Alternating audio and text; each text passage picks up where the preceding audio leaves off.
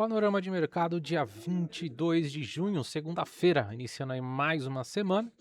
E a gente tem hoje uma reação do Ibov, depois novamente uma semana pesada, né, que nós demonstramos aí na última semana, com a super quarta decisão de juros, trouxe um tom aí mais dove do Banco Central, até mesmo uma leitura para alguns players ali de um tom eleitoreiro, deixando a porta aberta para mais cortes, mesmo com a inflação muito acima da meta, com o fiscal descontrolado. Trouxe, né, um viés negativo nos últimos pregões, mas hoje, depois aí de uma região técnica ser alcançada ali, muito importante no Ibov, da média de 200, a gente teve uma reação.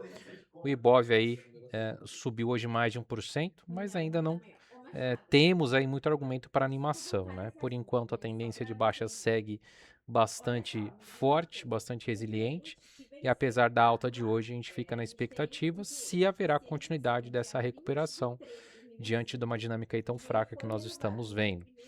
O mercado externo hoje sem muita dinâmica direcional, foi um dia mais travado, mais lateral, até por conta também de uma agenda fraca, né?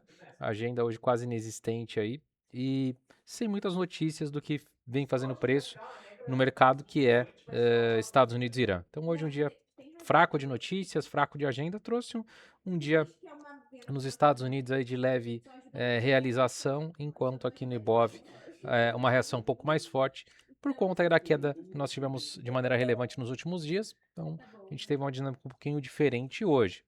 O Ibov aí fechou com uma alta de 1,21%, reagindo após tocar na média de 200, né? Na sexta-feira, na mínima do dia ali, chegou na região da média de 200. Hoje fechou com 1,21 de alta, nos 170.370 pontos. Acabou fechando abaixo acima, melhor dizendo, da média de 9. Pode ser aí que a gente comece a observar a formação de um fundo duplo aqui em cima da média de 200. Seria até bastante factível que isso aconteça, dado que a gente vem de 30 mil pontos basicamente aí de correção, né? 32 mil pontos de correção da máxima do Ibov lá nos 199 mil pontos. E pode ser, se a dinâmica melhorar, né? Setor financeiro especialmente, que é um setor que tem bastante peso no Ibov, precisa trazer uma melhora.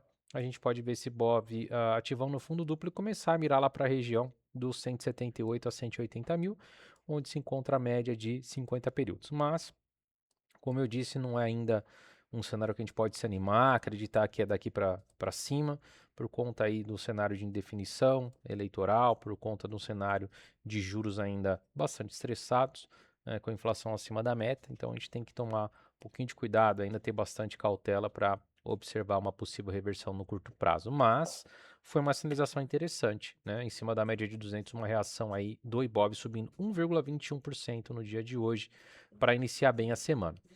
O S&P, que na sexta-feira não abriu por conta do feriado, hoje teve ali uma certa vol, né, mas nada muito forte. Chegou a estar subindo, virou para queda de 0,37, tá travado aí nas médias de 9,21. Dinâmica ainda segue bastante relevante de alta, muito próximo percentualmente da máxima histórica. Vamos ver se vai continuar caminhando lá para renovar o recorde de 7.620 pontos.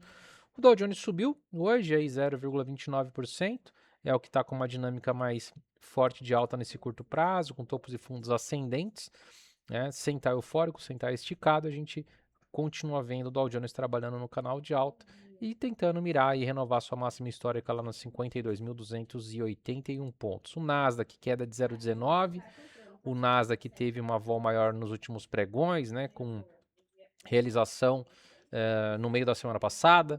Aí na quinta-feira, pré-feriado subiu forte, quase 2,5 de alta. Hoje estava subindo mais, virou para queda de 0,19.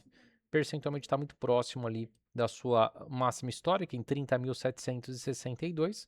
Porém, a gente vê alguma das magníficas aí sofrendo bem mais, né? Hoje Google caiu forte, a gente viu a SpaceX caindo bem forte e chegando quase na mínima aí desde a abertura do IPO, né?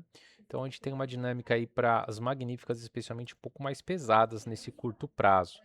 Os juros lá nos Estados Unidos seguem estressados. Hoje o 2 anos subiu 5,1 bips, os 5 anos subiu 5,6 e o 10 anos 5,4.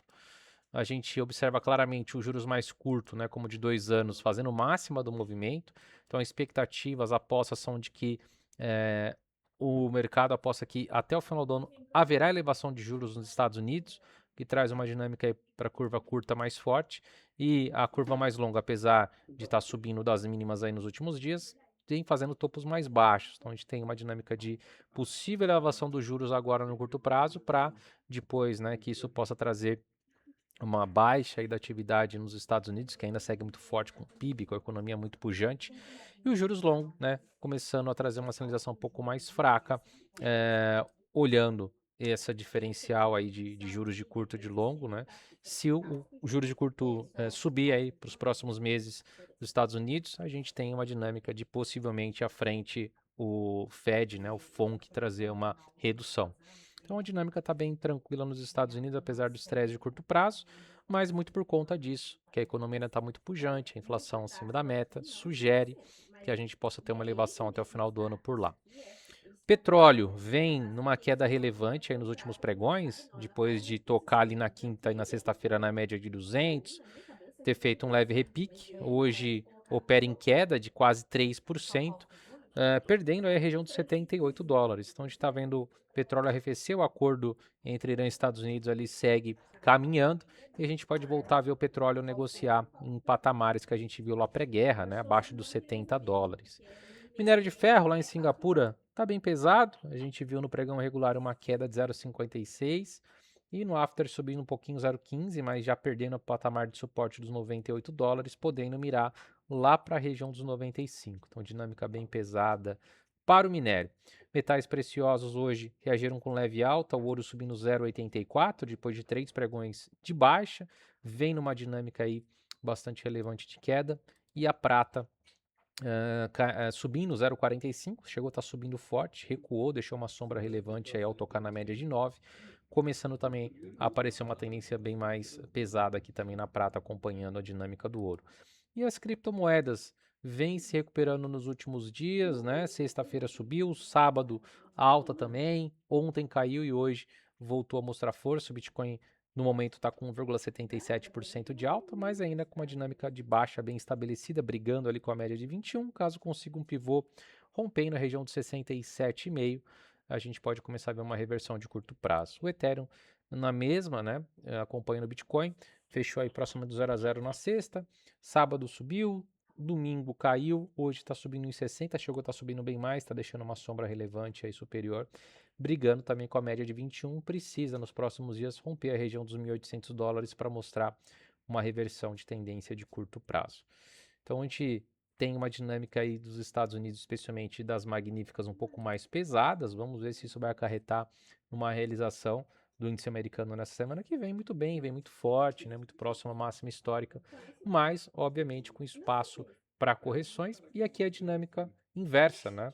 O Ibov apresentou nas últimas 10 semanas, 9 semanas de queda. Vamos ver se depois de tocar na média de 200 do diário a gente vai ter uma reação a partir daqui, mas sempre com aquele asterisco ali de que a gente tem uma dinâmica ruim, né, por conta dos juros estressados, por conta de um tom um pouco mais dove aí do BC que trouxe apostas dos players aí de uma decisão política, né? Isso pode acabar estressando a curva de longo prazo e prejudicando a dinâmica de recuperação que a gente está esperando no Ibov, tá? Vamos ver os próximos dias como serão, especialmente na quinta com uma agenda mais relevante, certo?